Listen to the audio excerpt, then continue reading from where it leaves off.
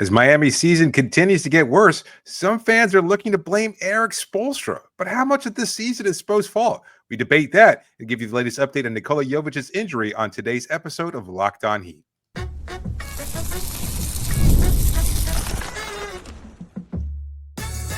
You are Locked On Heat, your daily Miami Heat podcast, part of the Locked On Podcast Network, your team every day. All right, welcome to Locked On Heat, your daily podcast on the Miami Heat. Whether you're tuning in on YouTube or your favorite podcast app, thanks for making Locked On Heat your first listen every day. I'm Wes Goldberg here with David Ramil. Both of us are credentialed Heat media members who cover this team every day.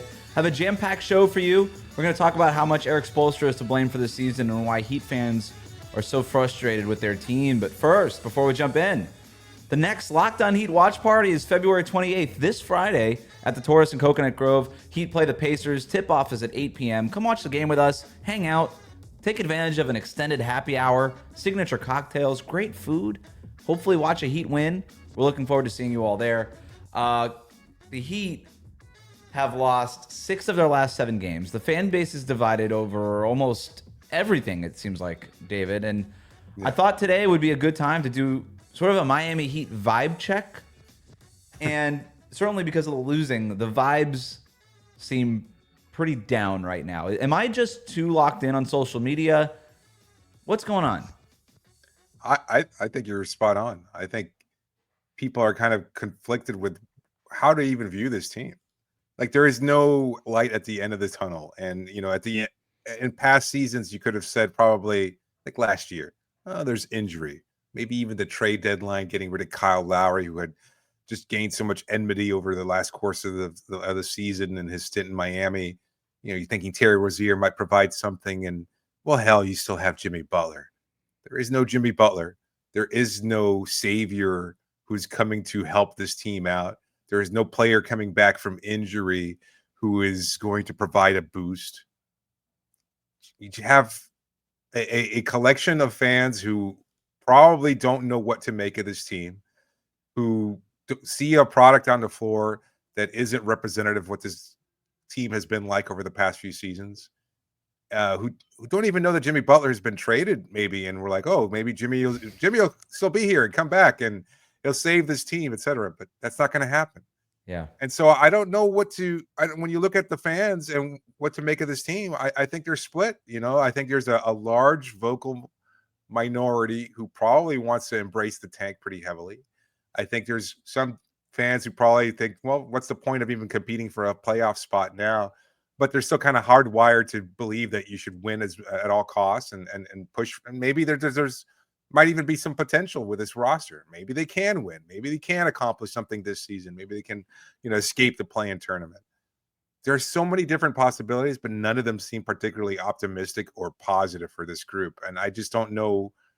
I don't know how to kind of pick your poison, so to speak, because you're looking at this. It's so fractured. I think the fan base is so fractured right now. You have people telling us all the time, kind of saying to us, oh, Jimmy would have saved this team. And yet, they were a playing team over the last 3 seasons with him anyway. I don't think they were particularly good with Jimmy, without Jimmy during the regular season.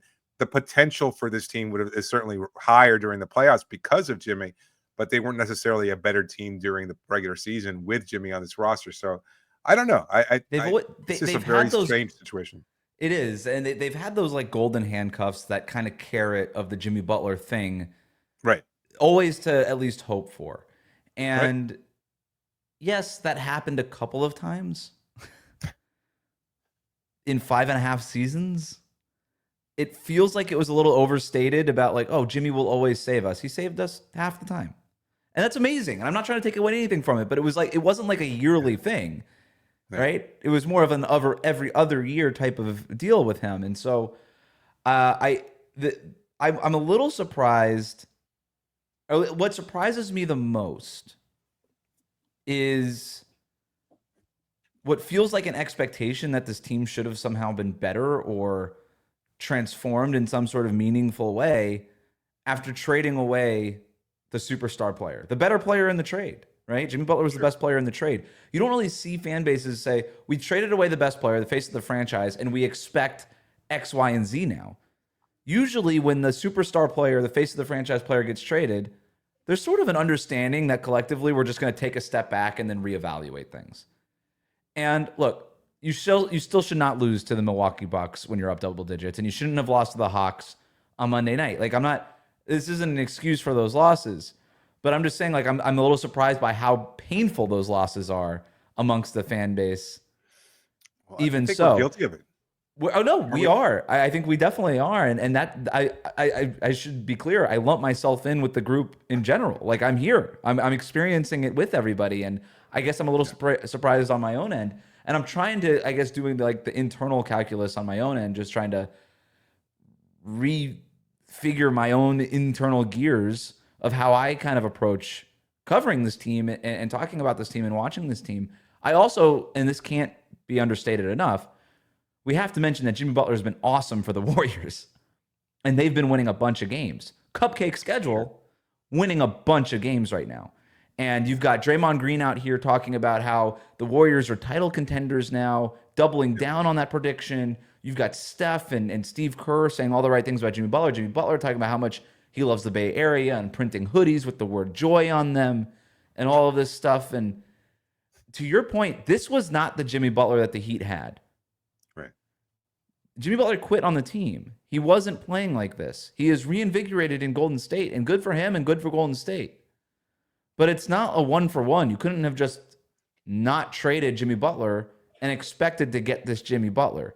And I think that's probably also what's really rubbing Heat fans a certain way here is that they see Jimmy having the success over there while this team can't figure out a way to win 2 games in a row. Right. No, that's 100% spot on. I think you watch them thriving. You watch them playing well there. They're winning games. In the meantime, you have a very mediocre mess here. But you know what? I'm glad to be able to put the Jimmy conversation behind us. And I don't know why people want to continue to pick at that particular scab. Let it heal. Like, that's not going to get better. It's over with. Like, whatever happens in Golden State happens in Golden State. And we don't wish Jimmy, and I don't think a part of this fan base, most of this fan base probably doesn't wish him any ill will at all and want him to succeed. I don't know if they necessarily want him to win a championship, but whatever.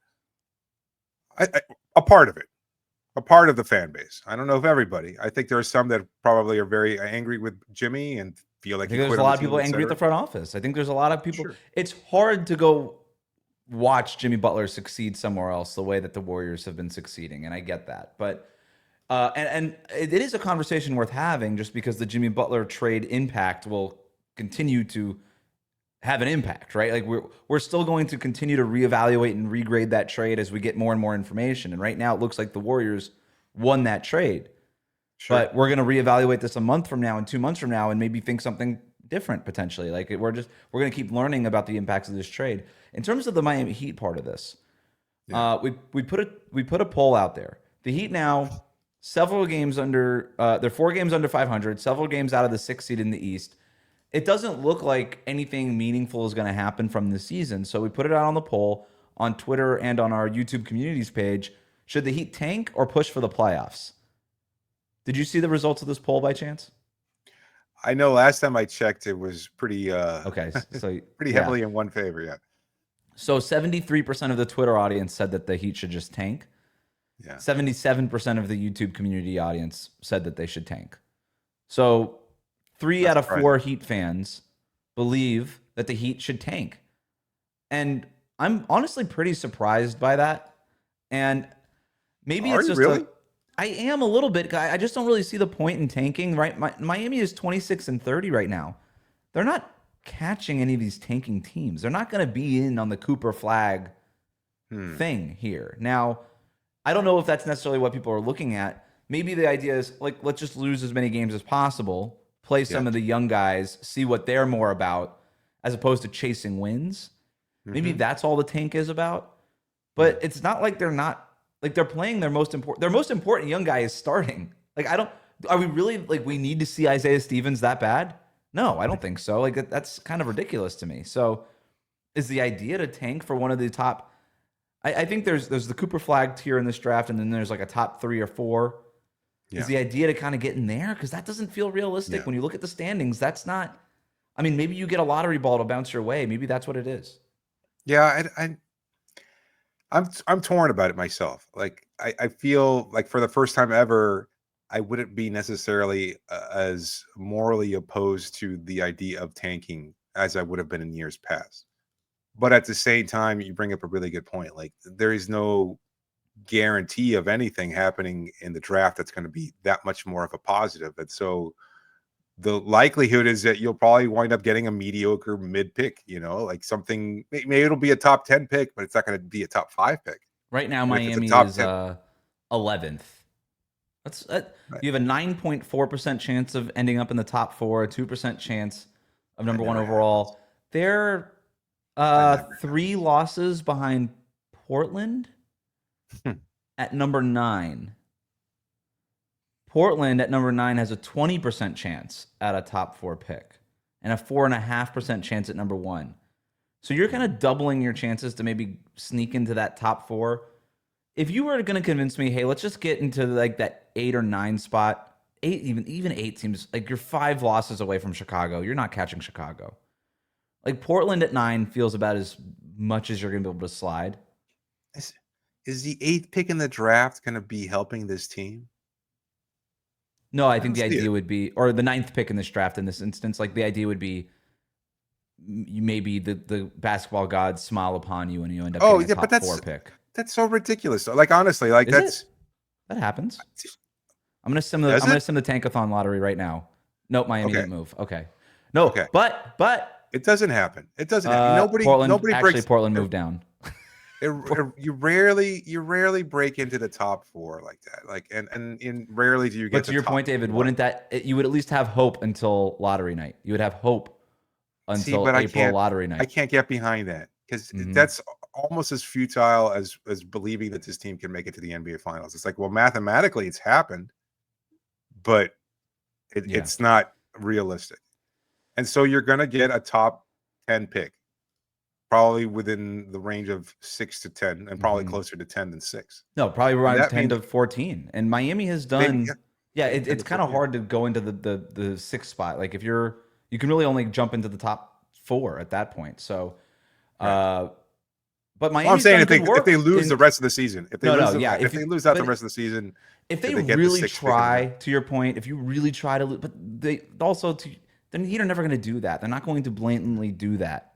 They are going to try, and I do think that there's value in working Wiggins and Davion Mitchell and Kyle Anderson in, keeping Kel'el Ware next to Bam Adebayo, playing those guys together, working on their working on their partnership in the front court more. There's a lot of value in that I think has actual more material, tangible value than trying to catch Toronto at number 6, who has 9 more losses than you and is also actively trying to lose more games. Yes. Right?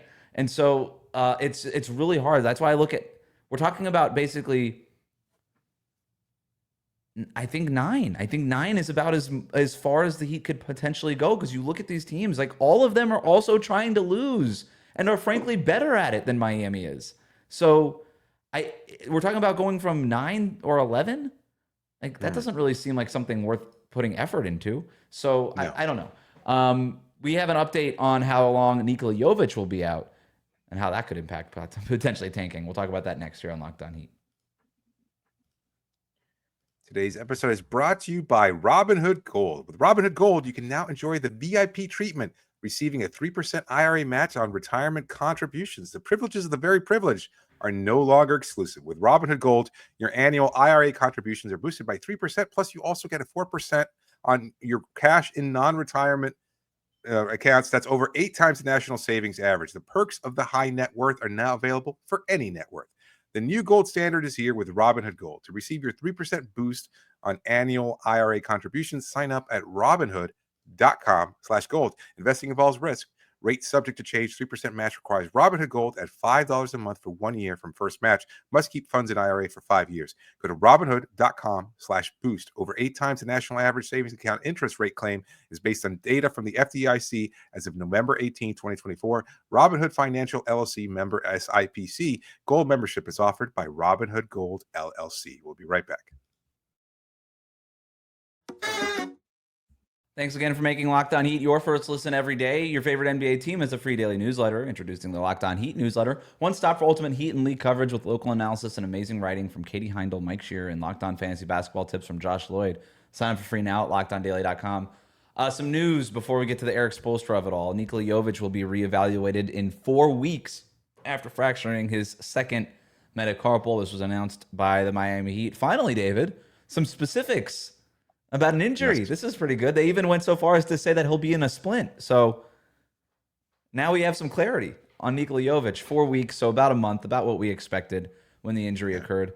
Also, for Wednesday night's game against the Hawks, home game against the Hawks, Bam Adebayo questionable for that game with a calf contusion. He was nursing that calf after Monday night's loss. So that's the news there. But let's go on back to the vibe check and the Erik Spoelstra part of this. More and more people are blaming Spo for the way this season has gone. Yeah.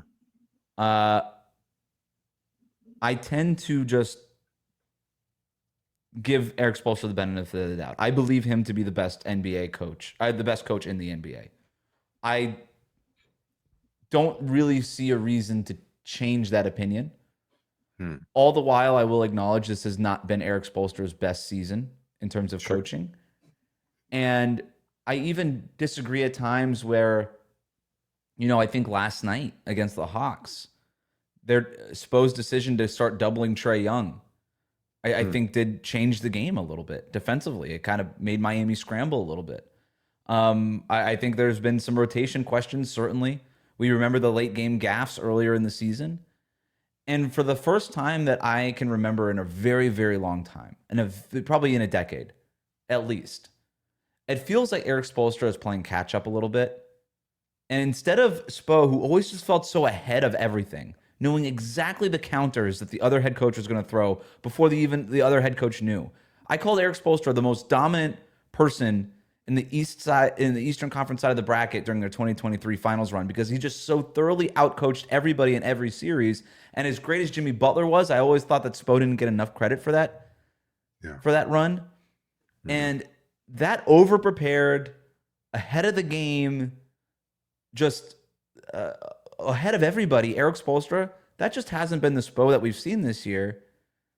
And I acknowledge that, and at the same time, I can't lay most of the blame for this season at Spo's feet, because I understand why he's been playing catch-up. He was handed a lackluster roster. His star player didn't want to be here anymore because the front office didn't pay their star player. And he's been kind of just dealing with all of this the entire time, right? He tried to make fetch happen with Terry Rozier. It didn't work. He's been all the while trying to work in these new young players, trying to get Kel'el Ware ready to start to be a starting center. Jaime Jaquez Jr. is slumping in his sophomore season. I just think that there's a lot of things, and I know it sounds like excuses. Again, I acknowledge not Spo's best work this year. Yeah. But I don't know that if we even got a great Spo season, that this team is more than 500. It kind of just feels like this is where this team was always headed.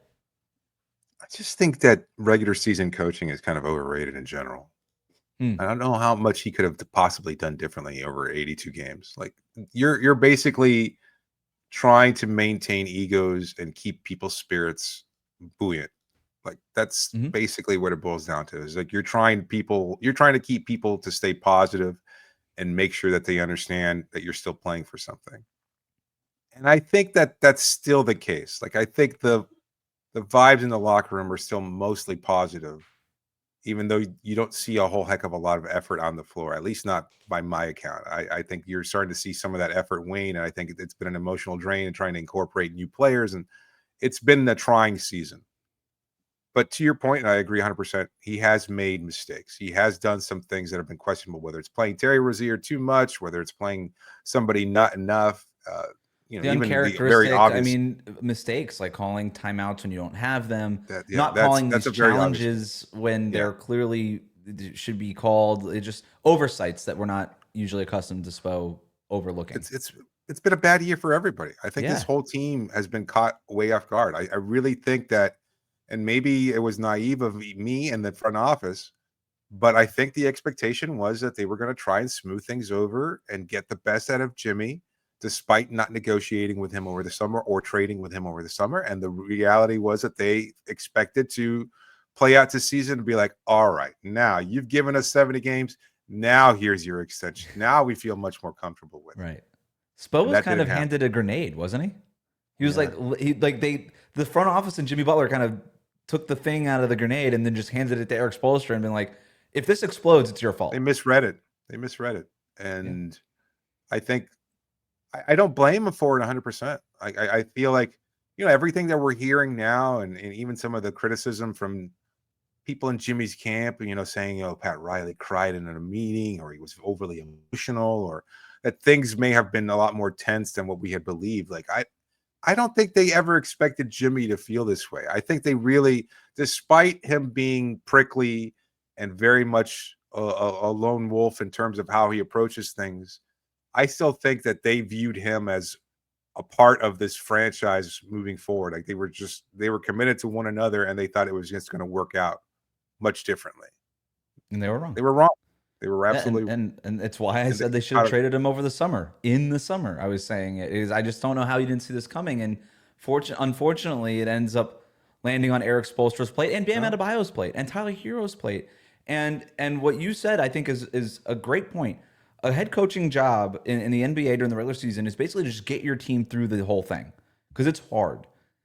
And when you've got all of this hovering over the team, and Erik Spoelstra could put his head in the sand as much as he wants in public and in these press conferences and say, it doesn't like the emotional tenor in the locker room is just a narrative, and we're not going to give you that storyline.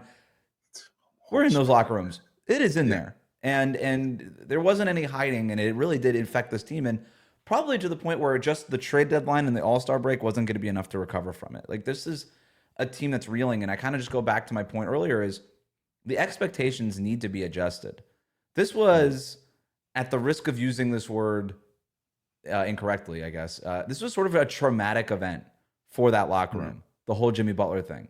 And it takes a while to get over that, right? There's some grief. Yeah, there's grief and there's thinking and reflecting and figuring out and finding a new identity and a lot of things. And right now, I think the team is really kind of still going through that process where Jimmy Butler just gets to walk away from the house and go move across the country, rent an apartment, and just sort of live in this new Bay Area world with Steph Curry and Steve Kerr and Draymond Green, kind of just walk into this turnkey ready. Get his extension. And so it's less so on him, and Miami is just sort of here, dealing with the fallout and the smoke and the ruins of it all. Yeah, that's exactly right. That's really well said. He's done. He's moved out. He's on to something else and different, and he's getting paid and winning. Like, there's no need to look back. There's no need to reflect or to wonder about what happened or what went wrong. Like, he's being asked about it, but he doesn't care. Like, I don't think he's thinking about it all that much. Like, right now, it's just my focus is on Golden State. He has a quote recently, like, what I really like here is we all have defined roles and we know who's taking what shots and all that kind of stuff, and we can get into it. But that is a reflect, and a lot of Heat fans who are anti-Spo are latching onto that stuff and saying, see how poorly this team was coached. Nobody had a defined role. And my pushback against that all the time was, I think Erik Spoelstra was trying to define these roles. And I don't think the players were necessarily made for those roles. And I don't think Jimmy Butler was embracing that role either. And I think that was a big part of this too.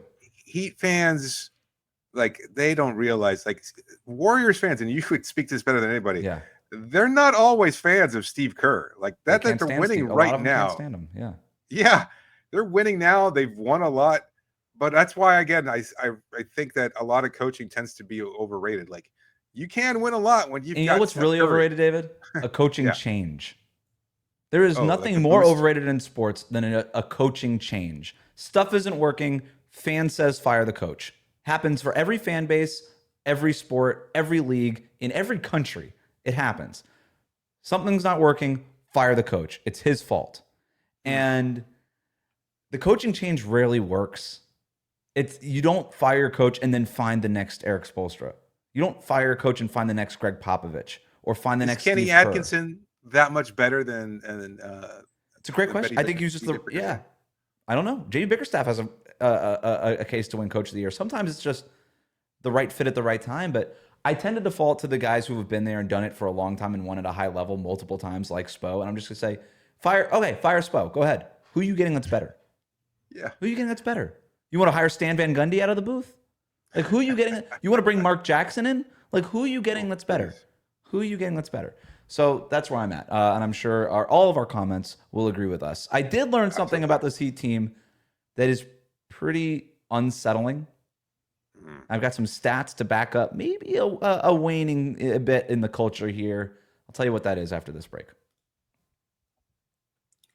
Today's episode is brought to you by DoorDash. NBA fans, get ready. They swoosh, you save. Thanks to Dash Pass. Every time a player scores over 50 or more points in a game, you score a huge deal the next day. It's simple. When any player drops 50 or more in a game during the 24-25 NBA regular season, Dash Pass members get 50% off an order, up to $10 off the next day from noon until midnight. There's so many ways to take advantage of this deal. Let's say you've got a game day feast that you're planning after an epic 50-point performance. You want to celebrate by ordering wings, pizza, or burgers from your favorite spot. Well, you get it delivered straight to your door. Maybe you want lunch on the go. You need a quick and easy lunch the next day. Well, with Dash Pass, you get your favorite meals with $0 delivery fees and reduced service fees. Plus, now you save even more with this exclusive NBA offer. There's late night cravings, whatever you want something, Dash Pass has you covered. So sign up for Dash Pass and be ready to save. With any player scores 50 or more in a game, Dash Pass members get 50% off an order the next day, up to $10 off. Just use the promo code NBA50 from noon until midnight after a 50-point game on eligible orders at participating merchants. Must have an active Dash Pass account. Terms do apply, and visit DoorDash to learn more. We'll be right back.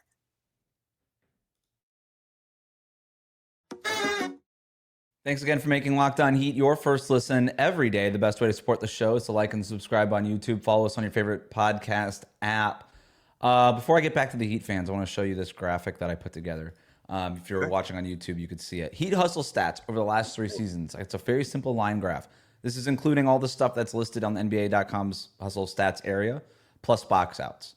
So box outs, loose balls, charges drawn. The Heat are... And I added them all together. Very, very complicated formula.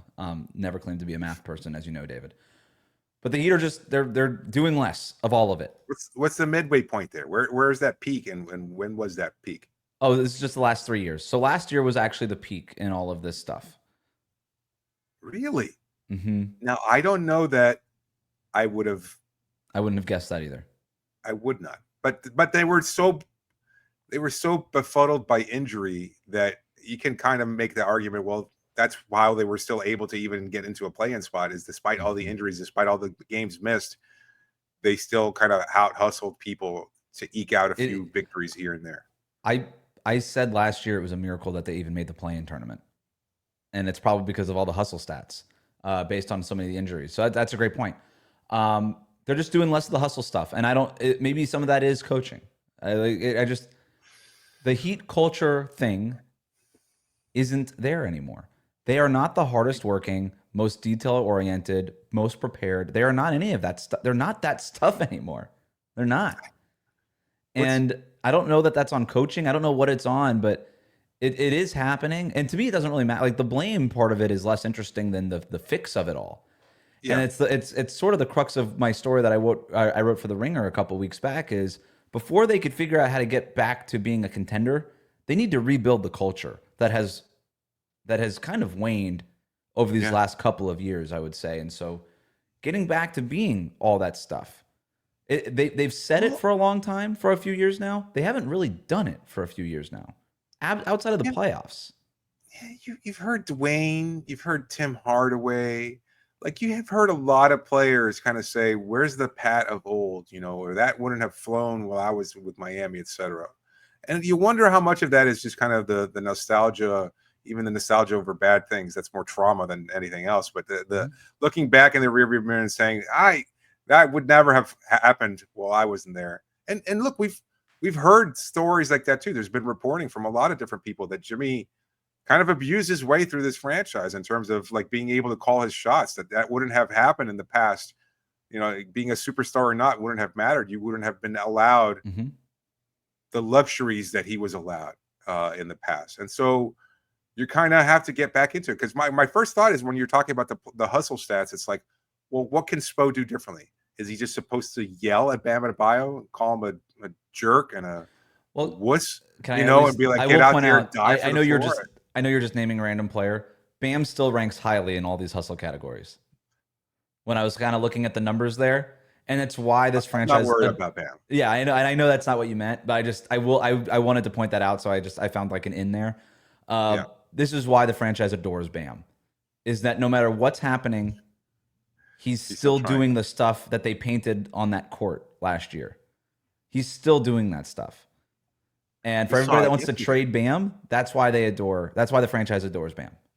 Yeah, we saw it yesterday. Like, how many centers are picking up Trae Young 29 feet away from the basket, switching onto him, use his body to deflect a pass and force a turnover, and then dive into the backcourt to try and save it and draw the foul on Trae Young in the process. Like, that list is probably maybe Joel Embiid's not doing that. No, Joel Embiid would be a career ender. Yeah. I don't know what to make of it all. I found that it was interesting. And by the way, the only reason I looked that up is because it looks like it. You said it earlier. Like, you could see the waning effort on the court. It's just not the way that it used to be, and they're just not as prepared. They're not as dialed in. It's just interesting, and maybe it's just this hangover that they're dealing with. I know that a lot of Heat fans don't want to hear this, but we are going to hear about such an ass whooping in camp next offseason. Like, it's not trips to the Bahamas. Forget about it. They might not see sunlight for 2 weeks. Like, where would you put it? I don't think it's back in the Air Force Base in the Panhandle, Fort Eglin or whatever it was. I don't think it's back at FAU. Ooh. I don't know. Air Force Base would be good. Like, really kind of hammer, like, go back to the military roots of this organization. Yeah, but at the same time, that was also trying to escape the noise that came with the formation of the Big Three, and so I don't think that's going to happen. So I don't know where they'd have to go to just like drill basketball into them 24/7. But what if they could go back to what was the original place that they used to do their practices at the local high school or whatever it is? Like, LaSalle. Back to basics, right? Do it at LaSalle. Back to basics in terms of this is where our original training facility was and where we used to have to practice, but also back to basics in terms of we're doing high school stuff. Like, I want them practicing the 3-man weave. I want them doing that in training camp. That, to me, that might be where they need to do it. But that's going to do it for us today. Thanks for making Locked On Heat your first listen every day. Like, comment, subscribe on YouTube. Follow us on your favorite podcast app. We'll be back Wednesday night for our post-game reaction to the home game against the Hawks.